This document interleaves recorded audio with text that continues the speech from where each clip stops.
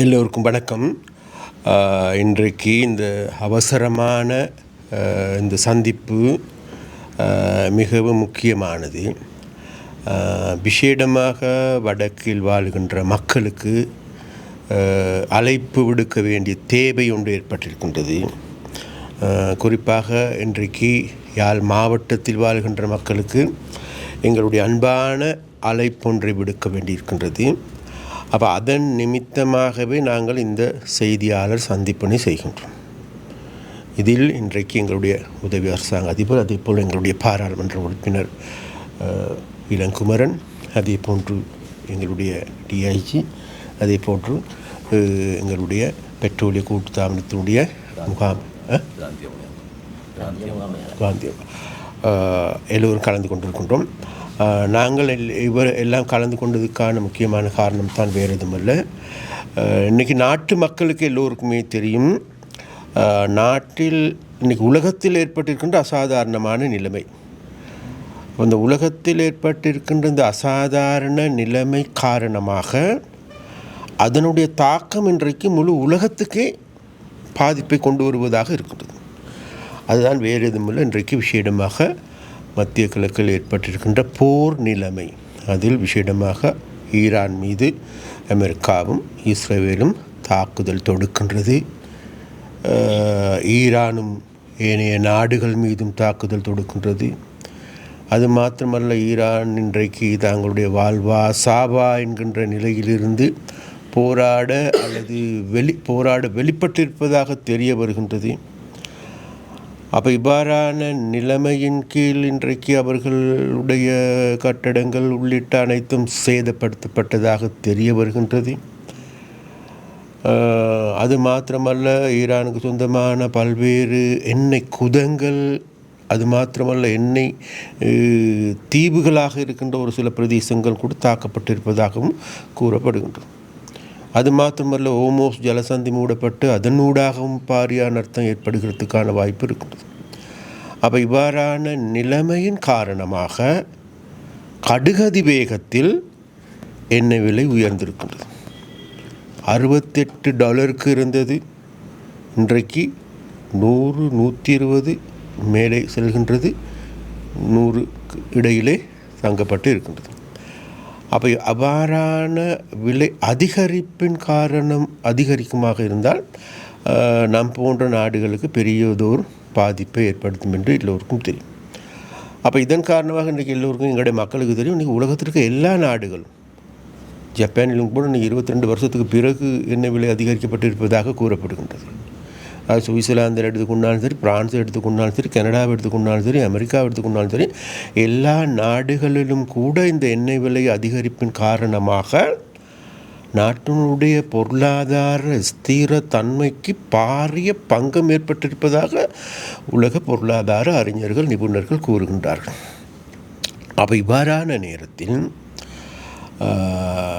எங்களுடைய நாட்டை நாங்கள் எடுத்து பார்க்கின்ற பொழுது எங்களுக்கு தேவையான எண்ணெய் எரிபொருள் இருப்பதோ மே மாதம் ஆரம்பிக்கும் வரைக்கும் தான் எங்களுக்கெல்லாம் போதுமானதாக இருக்கிறது. கேஸ் எடுத்துக்கொண்டால் மே மாதம் முடியும் தருவாய்க்கு மாத்திரம்தான் எங்களுடைய கேஸ் இருக்கிறது. காரணம் என்னவென்று தேடி பார்க்கின்ற பொழுது வேறு எதுவும் இல்லை, உண்மையிலேயே எங்களுக்கு கேஸையோ அல்லது எரிபொருளையோ களஞ்சியப்படுத்தி கொள்வதற்கான போதுமான களஞ்சியங்கள் இல்லை. அதனால் என்ன கஷ்டப்பட்டு எங்களுக்கு இது பண்ணாலும் கூட 37 நாட்களுக்கு மேலே எதையும் களஞ்சியப்படுத்த முடியாது. அதனால் வேண்டி ஒரு நாடு என்ற வகையில் உண்மையிலே நாங்கள் அந்த விஷயத்தில் எடுத்து பார்க்கின்ற பொழுது இது நாள் வரைக்கும் இருந்தவர்கள் எங்களுடைய நாட்டை தோல்வி அடைந்த பின்தங்கிய நாடாக தள்ளி வைத்திருக்கின்றார்கள். அதனால் அதிலிருந்து மீள வேண்டிய தேவை இருக்கின்றது. அப்போ இவ்வாறான ஒரு மீள வேண்டிய தேவை இருப்பதன் காரணமாகவும் மறுபுறத்தில் எங்களுடைய நாடு கடந்த காலங்களில் பொருளாதார நெருக்கடி, அதன் போது எங்களுக்கு வரிசை யுகம் நாங்கள் மறந்துவிடக்கூடாது, பாரிய நெருக்கடி. அப்போ அந்த நெருக்கடியெல்லாம் இன்றைக்கு மக்களே கூறுகின்றார்கள். அந்த நெருக்கடி ஏற்பட்டது வேறு எதுவும் அன்றைய காலகட்டங்களில் ஏற்பட்ட அரசியல்வாதிகளுடைய அசமந்த போக்கு அல்லது தோல்வி கண்ட நிலை. ஆனால் இப்போது ஏற்பட போவது உண்மையிலே மக்களுக்கே நன்றாக தெரியும். இதில் இது முக்கியமான காரணம் வேறு எதுவுமல்ல, இது அரசாங்கத்தின் தனிப்பட்ட ரீதியான காரணம் இல்லை, உலகத்தில் ஏற்பட்டிருக்கின்ற நிலைமை தான் காரணம். அப்போ அதனால் நம்முடைய அரசாங்கம் என்ற வகையில் முதலாவதாக இந்த எண்ணெய் எரிபொருள் எங்களுக்கு மே மாதம் ஆரம்பம் வரைக்கும் இருக்குமாக இருந்தால் இன்னொரு 10 நாட்களுக்காவது முன்னோக்கி தள்ளிக்கொள்ள முடியுமாக இருந்தால் நன்றாக இருக்கும் என்று நாங்கள் பார்க்கின்றோம். அந்த அளவுக்கு நாங்கள் சிக்கனமயப்படுத்த வேண்டிய தேவை இருக்கின்றது. அப்போ அந்த அளவுக்கு நாங்கள் சிக்கனமயப்படுத்துவதற்காக நாங்கள் அதற்கான பொறிமுறைகளை தயாரிப்பதற்கு இன்றைக்கு காலையிலிருந்து நேற்றிலிருந்து எங்களுடைய ஜனாதிபதி உள்ளிட்ட இதற்கு உரிய அனைத்து அதிகாரிகளும் இது சம்பந்தமாக பேசி வருகின்றார்கள். அவ்வாறான பேச்சுவார்த்தையின் பொழுது இந்த கியூஆர் சிஸ்டத்தை மீள நடைமுறைப்படுத்துவதற்கான செயற்பாடுகளை நாங்கள் முன்னெடுத்திருக்கின்றோம். அப்போ அந்த கியூஆர் சிஸ்டத்தின் கீழ் இன்றைக்கி எங்களுக்கு தெரியும், இப்போ ஆரம்ப காலத்திலும் கூட எங்களுக்கு தெரியும், ஒரு காருக்கு எடுத்துக்கொண்டால் 15 லிட்டர், அதே போன்று 3 வீலுக்கு எடுத்துக்கொண்டால் 15 லிட்டர், அதே போன்று வேனுக்கு எடுத்துக்கொண்டால் 40 லிட்டர், லொரிக்கு எடுத்துக்கொண்டால் 200 லிட்டர், பைக் எடுத்துக்கொண்டால் 5 லிட்டர், பஸ்ஸுக்கு எடுத்துக்கொண்டால் 60 லிட்டர், அது இல்லாமல் ஸ்பெஷல் ப்ரப்போஸ் வெஹிக்கிளுக்கு எடுத்துக்கொண்டால் 40 லிட்டர், லேண்ட் வெஹிக்கிளுக்கு 25 லிட்டர் வழங்குவதற்கு கியூஆர் முறையின்படி வழங்குவதற்கு தீர்மானிக்கப்பட்டிருக்கின்றது. அது இல்லாமல் எங்களுக்கு கடல் தொழிலாளர்களுக்கு படகுகளுக்கு போதுமான அளவு பெற்றுக் கொடுக்க வேண்டிய தேவை இருக்கின்றது. அதுகளுக்கு எந்த விதமான தடையும் இல்லை.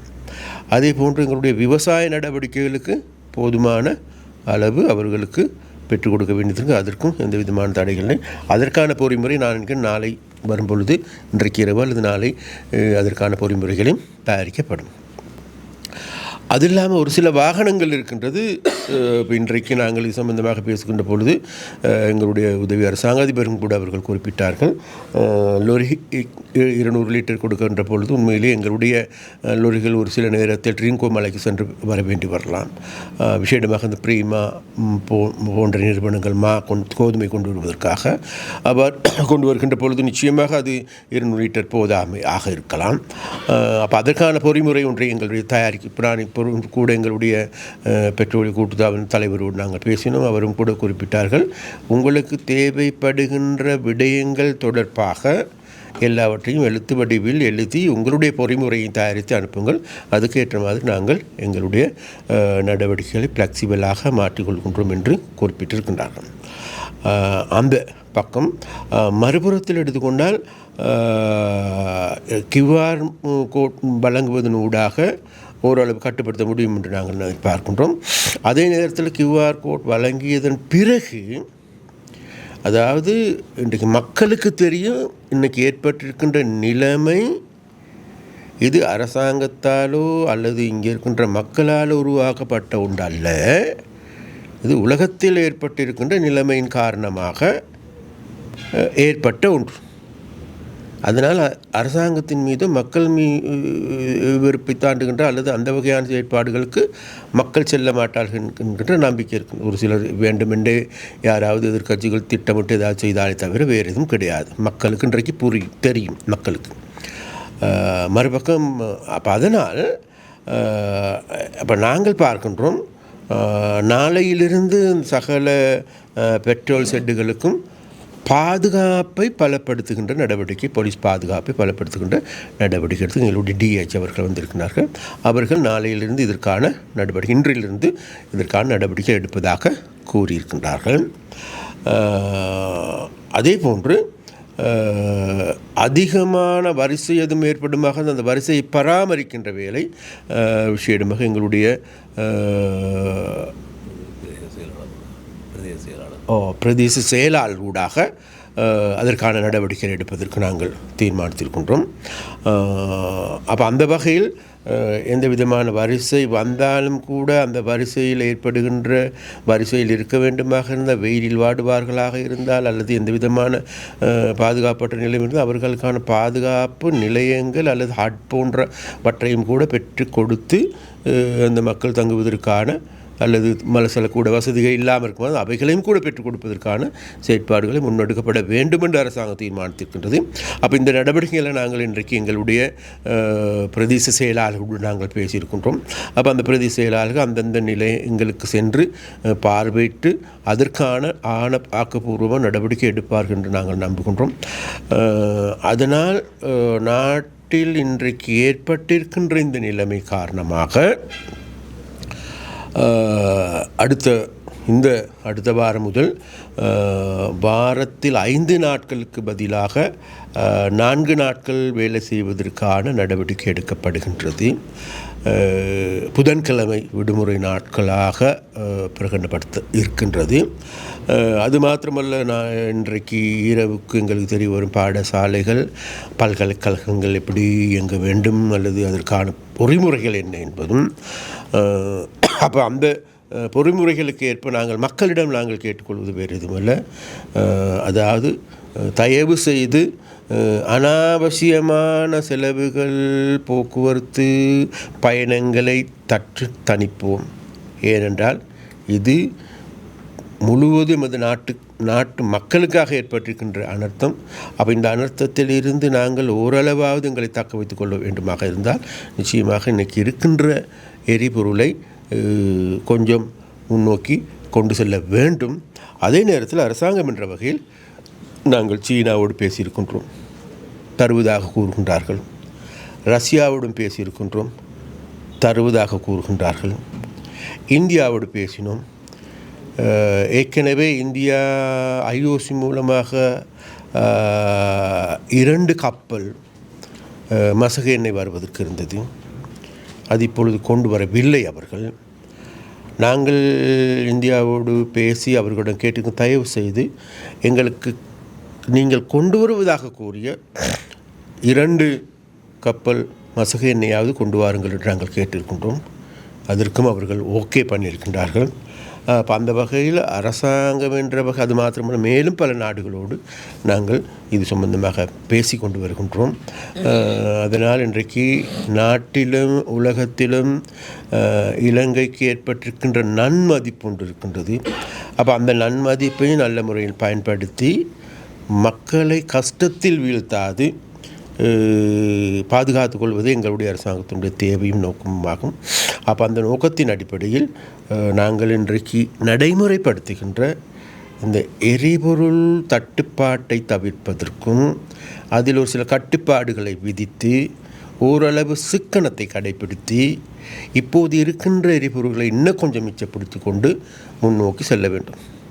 ஆனால் கடந்த 2 வாரங்களாக நாங்கள் பார்க்கின்ற பொழுது எங்களுடைய விஷயமாக இது நாள் வரைக்கும் எங்களுக்கு 6 லட்சம் மெட்ரிக் டன் தேவைப்பட்டது. Metric ton 6000 metric ton. அப்போ ஆனால் இப்போ கடந்த காலங்கள் எடுத்து பார்க்கின்ற பொழுது 10,000க்கு அதிகமாக விற்பனையாக இருக்கின்றது. மக்கள் சேகரித்து வைத்திருக்கின்றார்கள். அண்மையிலும் கூட ஒரு சிலர் கைது செய்யப்படுகின்ற பொழுதும் கூட சில வீடுகளிலிருந்து 100 லிட்டர் 500 லிட்டர் அப்படியெல்லாம் எடுத்திருக்கப்பட்டிருக்கிறதாக ஒரு பொண்ணு இருந்த போதிலும் கூட அது காரணம் வேறு எதுமல்ல, மக்கள் கடந்த கால அனுபவங்கள் இருக்கின்றது. அதன் காரணமாகத்தான் அவ்வாறான நிலைமை. நாங்கள் சொல்கின்ற அவ்வாறான நிலைமை எதிர்காலத்தில் நாங்கள் சொல்ல போகணும்னால் அவ்வாறான நிலை கடந்த காலத்தில் ஏற்பட்ட நிலைமை அல்ல, இனி ஏற்படுமாக இருந்தால் இதை விட எல்லோருமே பாதிக்கக்கூடிய ஒரு நிலைமை தான் ஏற்படும். அதனால் நாங்கள் நினைக்கின்றோம், நாங்கள் பிரார்த்திக்கின்றோம், இந்த யுத்தம் தொடரக்கூடாது. இந்த யுத்தத்தை தொடருவதற்கான பொறிமுறையில் இன்றைக்கு யாரும் கிடையாது. அமெரிக்காவும் கிடையாது, அதே போன்று ஈரானும் கிடையாது. ஏன்னா எல்லோருமே கஷ்டத்தில் வீழ்ந்திருக்கின்றோம். அந்த கஷ்டத்தில் வீழ்ந்ததன் காரணமாக இந்த யுத்தத்தை ஆரம்பித்த அன்றே இதில் வெல்வோம் என்று நினைத்தவர்கள் தோல்வி அடைந்திருக்கின்றார்கள்.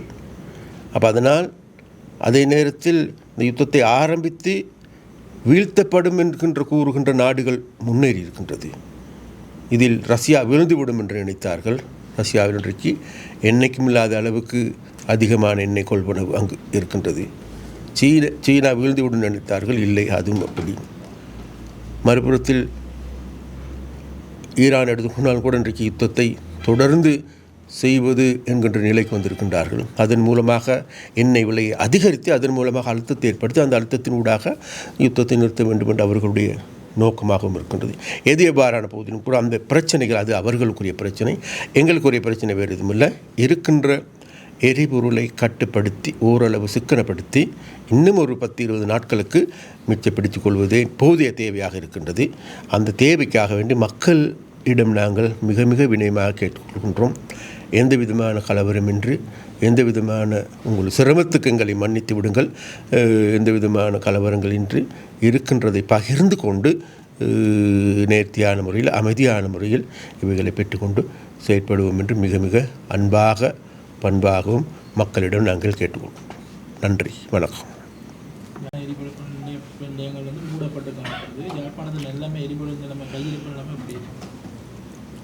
யாழ்ப்பாணத்தை பொறுத்தவரையில் யாழ்ப்பாணத்தில் காங்கேசன்துறை தொகைச்சாலையிலிருந்து தான் விநியோகம் மேற்கொள்ளப்படுகின்றது. அதற்கு மேலதிகமாக கொழும்பிலிருந்தும் நேரடியாக விநியோகம் மேற்கொள்ளப்படுகின்றது. இன்று ஞாயிற்றுக்கிழமை என்றபடி காரணத்தினால் வாரந்தோறும் ஞாயிற்றுக்கிழமை எமது தொகைச்சாலை இயங்குவதில்லை. நேற்று சனிக்கிழமை இரவு QR தொடங்க போகிறதாக அறிவிக்கப்பட்டதால் பொதுமக்கள் சில QR முதல் எரிபொருளை பெறணும் என்ற ரீதியில் சில எரிபொருள் நிலையங்களில் இருந்த எதிர்பாராத விற்பனை நடைபெற்றதால் எரிபொருள் தீர்ந்து காணப்படுகிறது. எனினும் நாளை காலையில் எல்லா எரிபொருளுக்கும் தேவையான எரிபொருள் விநியோகிக்கப்பட்டு அவர்களுக்கு வழங்கப்பட்ட QR கோட்டா அடிப்படையில் எந்த சந்தேகம் இல்லாமல் அவர்கள் அந்த QRஐ அந்த வாரத்துக்குரிய வழியில் எந்த நெருக்கடியும் இல்லாமல் பெற்றுக்கொள்வதற்கு பெட்ரோலிய கூட்டுத்தாபனம் உறுதி வழங்கப்படுகிறது. QR நேற்று மட்டும் ஏற்கனவே பதிவு செய்யப்பட்ட QRஐ எடுக்கக்கூடிய மாதிரி வசதி செய்யப்பட்டுள்ளது. இன்று மதியத்துக்கு பின்பு புதிய வாகனங்களுக்கு QRஐ ரெஜிஸ்டர் பண்ணக்கூடிய வாய்ப்பு வழங்கப்பட்டுள்ளது. மேலும் அந்த வாகனங்கள் கைமாற்றப்பட்ட சந்தர்ப்பங்களில் எமது அந்த QR முறையானது மோட்டார் போக்குவரத்து திணைக்களத்துடன் இணைக்கப்பட்டு அதில் கைமாற்றப்பட்ட வாகனத்துக்குரிய பெயர் மாறப்பட்டிருந்தால் அந்த QR டிலீட் பண்ணப்பட்டு நீக்கப்பட்டு புதியவர்கள் வெகு விரைவில் அந்த தங்களுடைய மாற்றப்பட்ட வாகனத்துக்கு புதிய QRஐ பதிவு செய்ய முடியும். QRல ஒரு கிழமைக்கு எத்தனை தடவை அடிக்கலாம்? QRல விரும்பினபடி அடிக்கலாம். ஆனால் அதால் வழங்கப்பட்ட கோட்டா மட்டத்தை தான் அடிக்கலாம். உதாரணமாக மோட்டார் சைக்கிளுக்கு 5 லிட்டர் தான் அடிக்கலாம். சின்ன மோட்டார் பைக்கை பொறுத்தவரையில் 2 லிட்டர் 3 லிட்டரில் ஃபில் பண்ணும். அவை 2-3 தரம் அடிக்கலாம். அதில் எந்த சந்தேகமும் இல்லை. யாழ்ப்பாணத்தில் எத்தனை நாளுக்கான எரிபொருள் கையிருப்பு? சராசரி எங்களை யாழ்ப்பாணத்தில் ஒரு 2 நாள் 3 நாளுக்குரிய கையிருப்பு இருக்குது. ஆனால் தொடர்ச்சியாக எமக்கு கொலன்னாவை எமது மொத்த களஞ்சியத்திலிருந்து தொடர்ச்சியாக கிட்டத்தட்ட 33,000 லிட்டர் கொள்ளளவில் 5-6 பவுசர்கள் தொடர்ச்சியாக வந்து கொண்டிருக்கு. நேற்றும் கேக்கஸில் வந்த பவுசர் இருக்குது. நாளைக்கு விடிய அது இறக்கப்பட்டு விநியோகிக்கப்படும். விசேடமாக ஏதாவது அரசு தரப்புகள் அப்படி ஏதாவது சலுகைகள் அடிப்படையில் எமது கூட்டுத்தாபனம் இப்போ எரிபொருள் அமைச்சு எதிர்பார்த்துள்ளது சகல வாகனங்களும் QR முறையில் பதிவு செய்யப்பட்டு அதனூடாக வழங்கப்பட வேண்டும் என்பதும் மற்றும் எமது கௌரவ அமைச்சர் கூறிய வகையில் சில விசேட தேவைகள் உதாரணமாக விவசாய நடவடிக்கைகள் மீன்பிடி என்பதற்கு தற்போது உடனடி தீர்வாக QR விட்டாலும் எதிர்காலத்தில் அதுவும் QRக்குள்ளே கொண்டு வர்றதுக்குரிய நடவடிக்கை தான் எடுக்கிறதுக்கு தீர்மானித்துள்ளோம். இதில் இந்த வாடகை வாகனங்கள் ஒரு ஆக்கள் இப்போ அவைகளுக்கான ஒத்துக்கூடல் இப்போ ட்ரெயினும் இல்லை. இப்போ கொழும்புக்கு போகிறது பஸ் பேனரில் போகிற ஆக்கள் அந்த ஏர்போர்ட்டில் போகிறது மற்ற அந்த இங்கே உள்ளூருக்கு அந்த auto service motor cycle service. இப்போ ஓட்டோவை பொறுத்தவரையில் அவைகளுக்கு வேறு அந்த 15 லிட்டர் வழங்கப்படுகிறது. எங்களை பொறுத்தவரை 15 லிட்டர் ஓரளவு போதிய அளவு வகை காணப்படுது. சில நீங்கள் சொன்ன மாதிரி அந்த வேனுகள் அதுகள் ஏர்போர்ட்டுக்கு போகிறதுக்கு எதிர்காலத்தில் கௌரவ அமைச்சர் சம்பந்தமாக கலந்துரையாடி அவர்களுக்கு விசேட சில வேளைகளில் வாகன இலக்கங்களை வைத்து QR இதை அதிகரிக்க வாய்ப்புள்ளது. இப்போ உடனடி தீர்வாக கிட்டத்தட்ட 80% பிரச்சனை தீர்வதற்காக பொதுவான QR தான் நடைமுறைப்படுத்தப்படுகின்றது. அதோடாக பிறகு விசேட தேவைக்குரியவர்களின் வேண்டுகோளுக்கு ஏற்ப எதிர்காலத்தில் தீர்மானிக்கப்படும். இது தொடர்பாக இப்போ நாங்கள் இந்த கொஞ்சம் முன்னுக்கு நாங்கள் எங்களுடைய பெட்ரோலிய கூட்டுத்தாபன தலைவரோடு நாங்கள் பேசினோம். அதில் நாங்கள் கேட்டோம், நாங்கள் கேட்டப்போ 200 லிட்டர் கொடுக்குன்றதுக்கு இல்லைன்னு போதாமல் இருந்தால் என்ன செய்யுது. அவங்க சொன்னால் அதுக்கான பொறிமுறை ஒன்று தயாரித்து எங்களுக்கு அனுப்ப நாங்கள் அதுக்கான ஆக்ஷன் மார்க்கும் எடுக்கிறோம். அதில் அவங்க சொன்ன கமத்தொழிலுக்கு நடந்து ரைட், கமத்தொழிலுக்கு நீங்கள் உங்களுக்கு என்ன தேவையோ கமத்தொழில் திணைக்களத்தின் மூலமாக அதற்கான ரிக்வெஸ்ட்டை தாங்க நாங்கள் அது செய்யணும்.